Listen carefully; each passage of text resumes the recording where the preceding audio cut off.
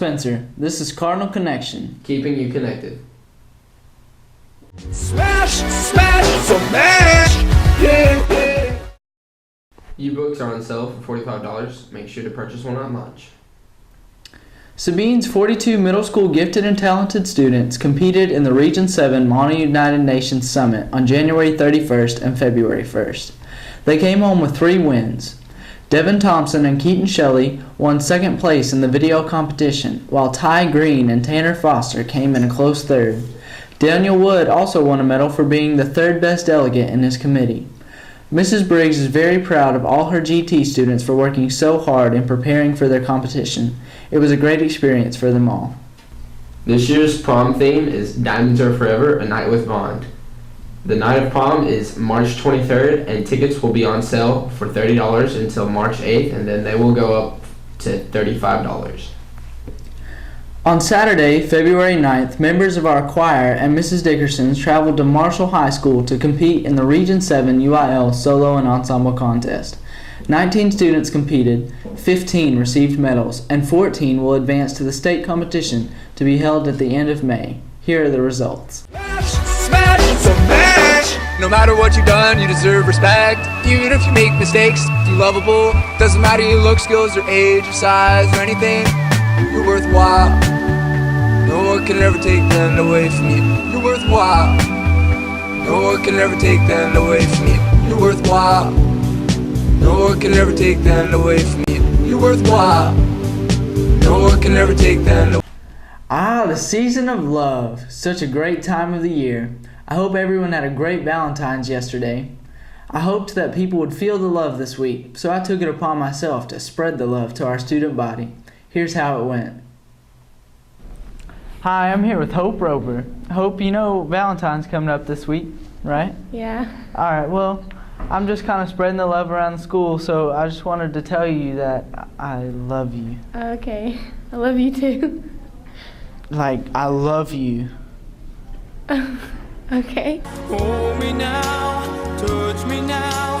I don't want. So Bruce, you know Valentine's was yesterday? No. Oh, yeah. My girlfriend's gonna be so mad. That's why she didn't talk to me yesterday.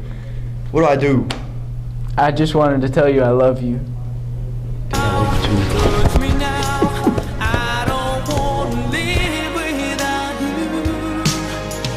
Nothing's gonna change my.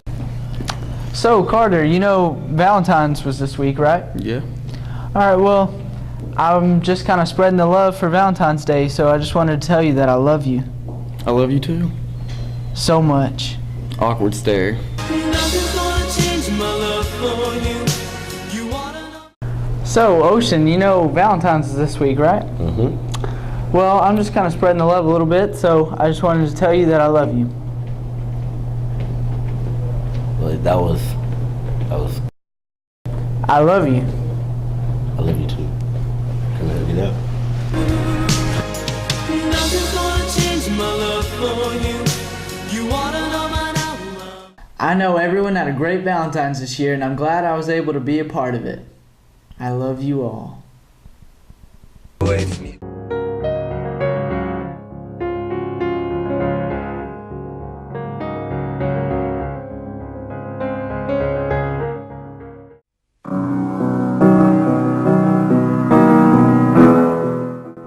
Hi, I'm Mrs. Neighbors, and I'm the 6th grade reading teacher at the middle school. In the month of February every year I introduce the book The Watsons Go to Birmingham 1963 by Christopher Paul Curtis to my students. Before introducing the book, I give them a brief history of the injustice that was done to the African Americans during that time. It was a very stressful time in the early 60s for the African American people that were living in Birmingham, Alabama during that time, but it was also a pivotal time in history, also known as the Civil Rights Movement. To introduce the book, we looked at some pictures from the internet and we discussed the injustice that was done to these people. It was very alarming to a lot of my students. I know in elementary school they briefly did units on Martin Luther King or they discussed Rosa Parks, but they never really understood the true meaning of segregation. So it was a little alarming to some of my students to see how life was lived during those times, the injustice that is done to the African Americans during this time. In the book, The Watsons Go to Birmingham, we're kind of learning about the Watsons on their trip to Alabama. It's taking place in 1963 where there were segregations in lots of schools to where whites went to one school and African Americans went to another. We're also kind of learning a little bit about how the buildings were, a little bit of how they were like treated back then, and just talking a little more about, well, pretty much that's it. In the book, The Watsons Go to Birmingham, we're learning about what life was like back then with segregation, and it was a lot different than it is now, a lot with technology, and I think that it's interesting because all the scenery that it gives with the Appalachian Mountains, it's pretty good. The story is mainly about a family of a black family that live in Flint, Michigan, and they're heading to the home of the mother, which is in Birmingham, Alabama, and they have to go, and they're going over there for a trip, and they made a notebook called The Watsons Go to Birmingham 1963. That's what the book is about, because also a person in their family, they have to go over there for a reason, since their firstborn son Byron is a troublemaker, and so they have to teach him how life would be if he's an adult. So he has to go live in Birmingham, Alabama, and see how life is. So pretty much, I think the book is very good. It teaches us how life was back then, and I think that we should continue reading this. Everybody get up, it's time to slam now. We got the real Your Lady Cardinals traveled to Spring Hill and put a whooping on the White Oak Roughnecks. This Friday night, they travel to Tenet Hall for their second playoff game. Be there, be loud, and be proud. Go support your Lady Cardinals.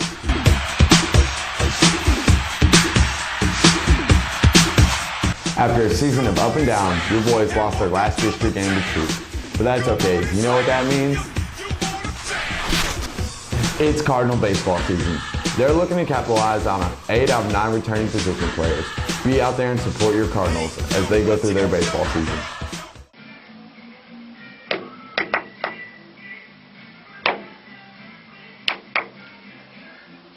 So, Betsa, who's your first crush?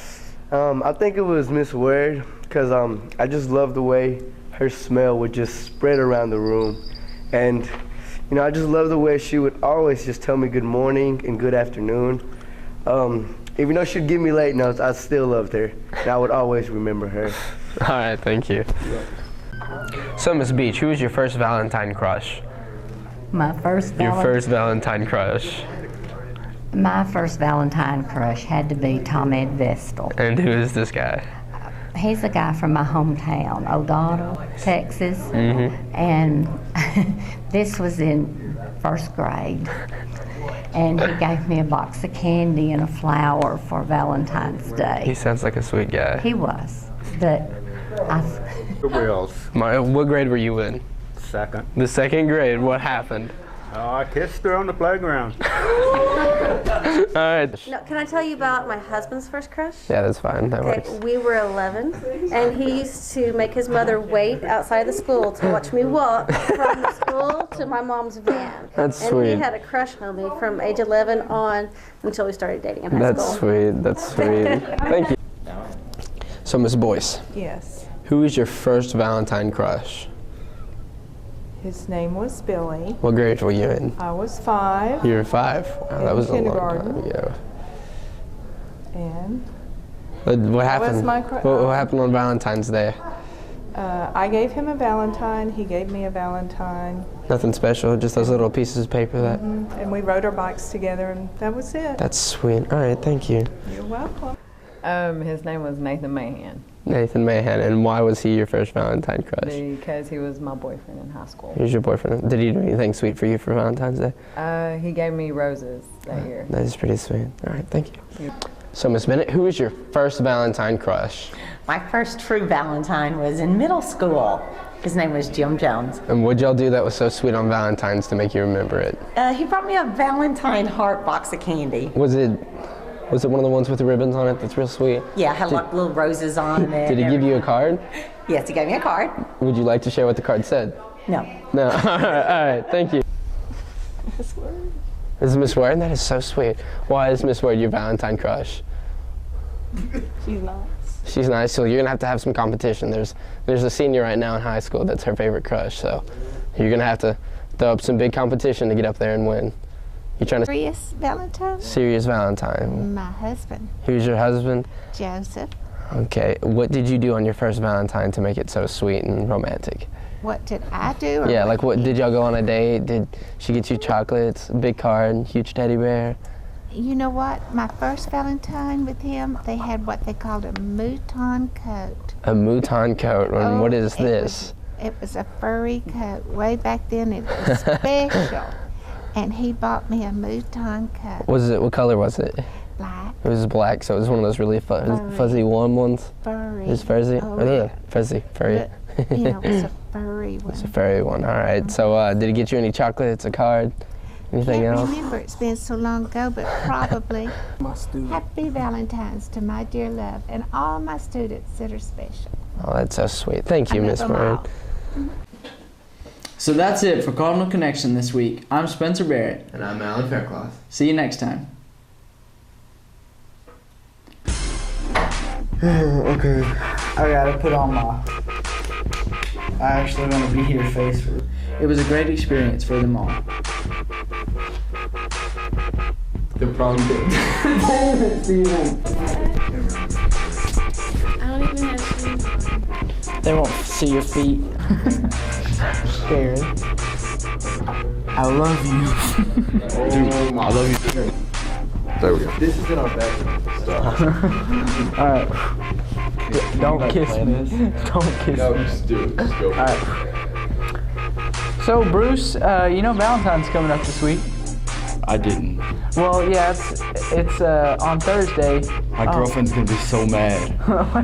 wait, I forgot. It was yesterday. No, yesterday was Valentine's Day, Bruce. No, I'll just. Yeah, no, do that, and I'll be like, oh my gosh, my girlfriend's so gonna be so mad. Everyone knows it's not Valentine's. It's not Valentine's. Alright, whatever. Okay. Malcolm McSwag. Alright, here we go. Alright, you ready? Yeah. What's your name? So much. Awkward stare. Alright, that's kind of odd, but don't worry about it. That's okay.